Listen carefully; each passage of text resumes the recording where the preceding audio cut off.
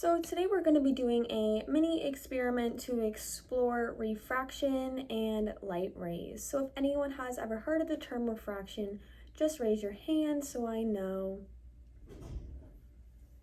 So before we get started, I want to make sure everyone has a clear understanding of what refraction is so that you can better understand the experiment. So when we look at light rays, they usually are traveling in straight lines, but when they pass from one material to another, like air to water, which you're going to see in a minute, they can be forced to change or bend, which is known as refraction. The bending of light rays is known as refraction. And the degree to which the light changes direction or bends is referred to as its index of refraction. So we are first going to take a pencil and a beaker of water.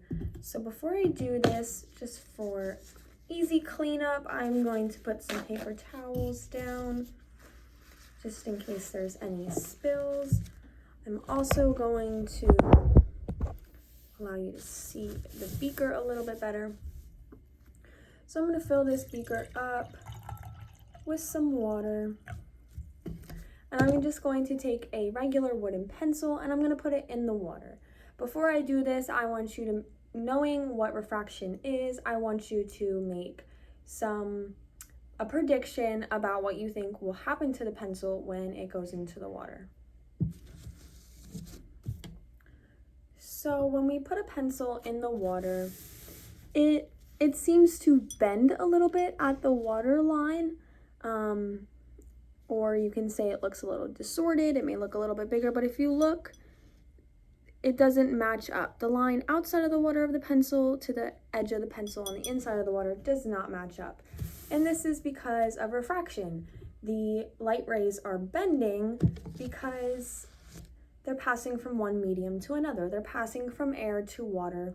And when they do pass from air to water, the light rays slow down, which is referred to as its index of refraction. They slow down a little bit and they bend or they change direction. So now I'm going to do something a little bit different with the water. I'm going to take a small beaker and I'm going to place it inside the little beaker. And now what I'm going to do is I'm going to overflow. I'm going to fill up the small beaker and overflow it. What do you think is going to happen to the small beaker when I overflow it with water? Think it's just going to overflow? Do you think it's going to disappear? Do you think you're still going to be able to see it? Let's figure out. Let's find out. So slowly filling up the small beaker and we're overflowing it now. And as you can see,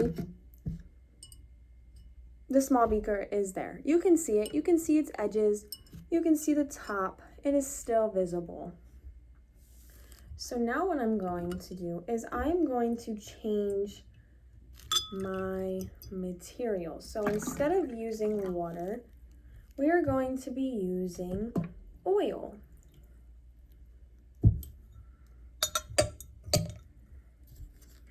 So now what do you think is going to happen? Knowing what happened with the water, what do you think is going to happen with the oil when I overflow it? You should still be able to see it, right? So we're going to slowly overfill it.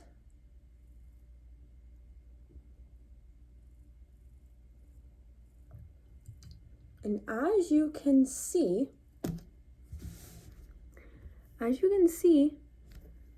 the small beaker is no longer visible. You can't see it anymore.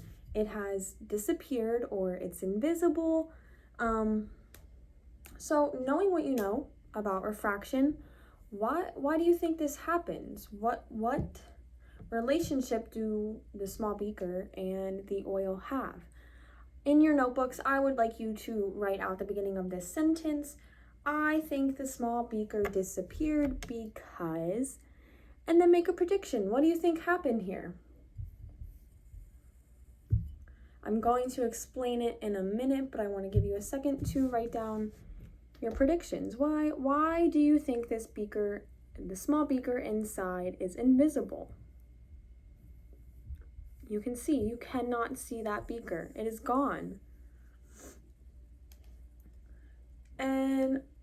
I also want you to jot down if you think that if it would disappear if we had a plastic beaker in there or any other material. Do you think that would disappear in the oil?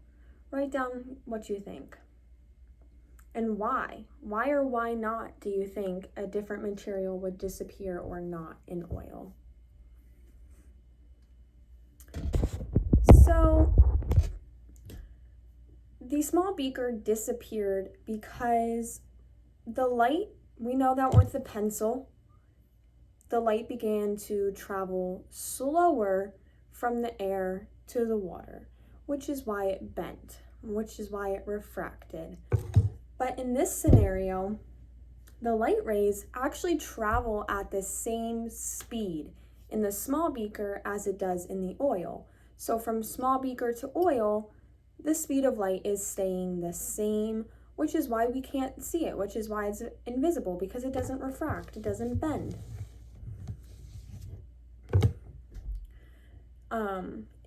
If we would do this with a different material, for example, we can use this wooden pencil and we can put it in the beaker.